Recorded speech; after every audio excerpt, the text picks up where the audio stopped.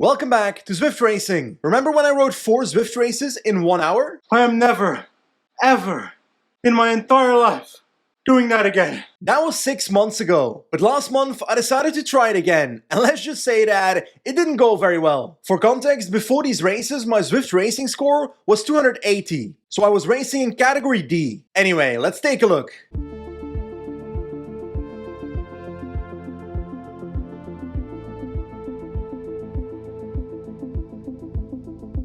Half a minute into this race, I already made my first mistake. A few seconds of inattention and I was caught behind the split.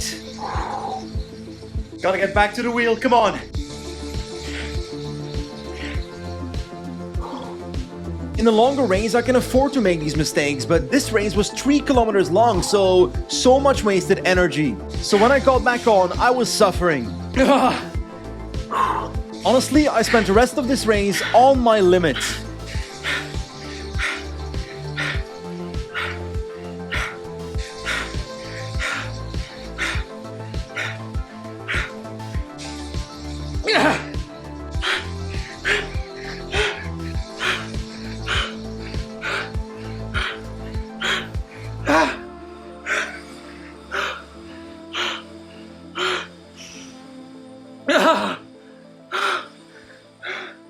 Yeah, that race did not go very well, but the next race went even worse. From the very start, I was uncomfortable with the tempo of this group. I was suffering. I'm basically Luke Plapp, always sitting in last position. Before the cobble started, I tried to move up, but in doing so, I was slowly getting cooked, like a chicken in the oven. I was at my absolute limit, and I barely survived this sector. But the uphill that came afterwards was too much for me. This is where I properly dropped. Not even halfway this race. Eventually, I finished 57th, absolutely terrible. The fact that I dropped so early in the race actually became a problem. Basically, because I'm racing 4 races in 1 hour, it means that a race starts every 15 minutes. And in that last race, I went so slow that I did not make the start of the next race. So yeah, I sat out the 3rd race and waited for the 4th one. But then I realized something. Wait a second, oh my god, I'm not a Cat D racer anymore. I've been demoted. I can't believe it. Recommended for you, category E. Basically, because of my shit results, my Zwift racing score dropped all the way from 280 down to 226. In doing so, demoting me from category D to category E. I'll be honest, that was a bit shameful. So hopefully I'm a little bit more competitive in this last race, in category E. Anyway, let's find out. Okay, this is a much calmer start. Most of these riders have ridden 1 race more than me. They did not skip the 3rd race. I don't know why, but I still gravitated towards the last position in the group, but I was feeling comfortable. Just before the halfway point, the group broke in half. And sadly, I missed the split. But I made sure to stay calm. Someone else will close that? I should not do it? Okay, I made it back to the group, but I wasn't feeling great, but I was there. And if I'm in the group, I know I have the sprint to be competitive.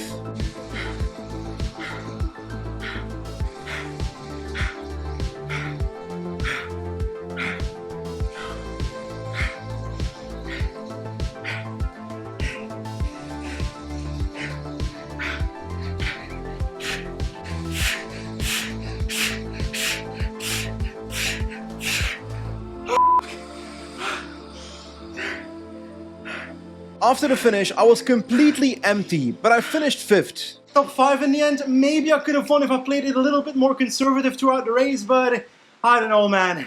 I gave it my everything, so I should be happy. And hey, most importantly, I had fun. And that's what Zwift racing is for. While I am quite happy with this result, it's fair to say today's races did not go as planned. Honestly, I expected to be competitive in category D, but I wasn't even close. I literally got demoted. So yeah, that was pretty disappointing. But I've been training consistently for most of this year so far. I know my fitness is on the way up, and I know it's only a matter of time before I'm back in category D. By the way, you might be wondering how am I fueling for these Zwift races? That's where 4Endurance comes in. As a beginner cyclist, it can be quite difficult to figure out how much to fuel for each ride. website. On the forendurance.com website, there's an endurance calculator, which basically makes your fueling plan for you. For my 1 hour Zwift racing session, it recommends 45 grams of carbs. I tend to go for the Endurance Energy Chew Bar 22.5 grams cola flavor. This one I take before my ride, and in the middle of my session I go for the Energy Gel lemon flavor 22.5 grams once again, so 45 grams in total. I've been using energy gels and bars from forendurance.com for the last 2 years now, and I'm super happy with it. And if you want to give it a try, first-time customers can get 10% off on the 4Endurance website with the code NASEN10. So yeah, check out the 4Endurance website. So, it's been about a week since our last races, and I gotta say, I'm feeling pretty good about today, especially because we got demoted last time, so I'm technically in a category where I should be able to compete for the victory. That being said, this first race, Queen's Highway, is actually pretty climby, so I'm not sure I'll survive this one. But hey, I guess we won't know until we try. So let's go. 3, 2, 1, let's go. This start was pretty much perfect. I was comfortable. And on the climbs, I was holding on.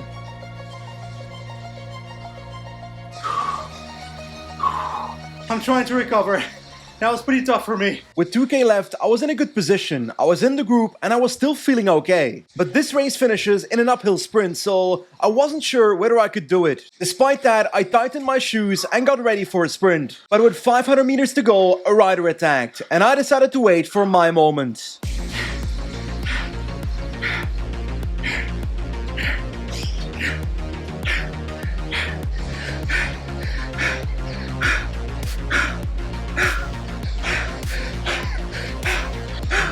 Come on!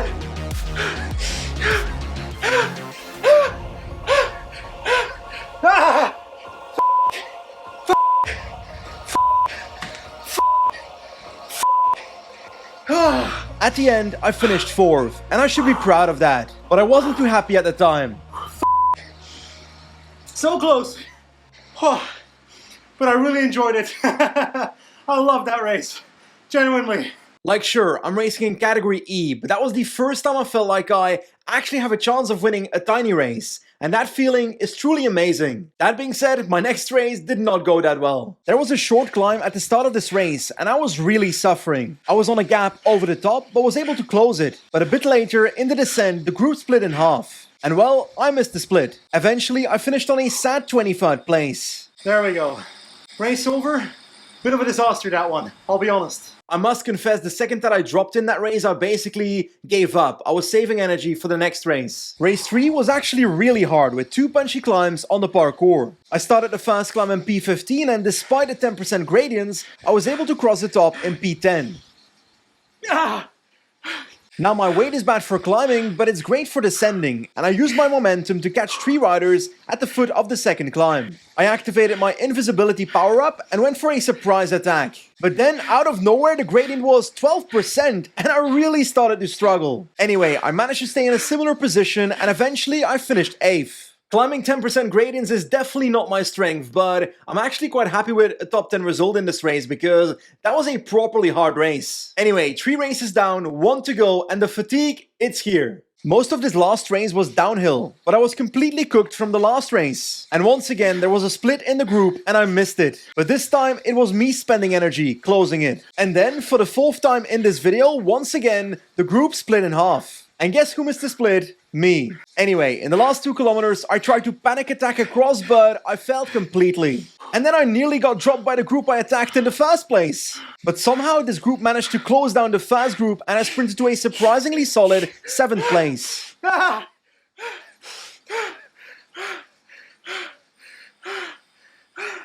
Oh, ay. I've been laying here for the last 5 minutes, but that was really hard. 4 races in 1 hour every week. Really tough. Full gas from start to finish. But at the end of the day, I kind of feel disappointed.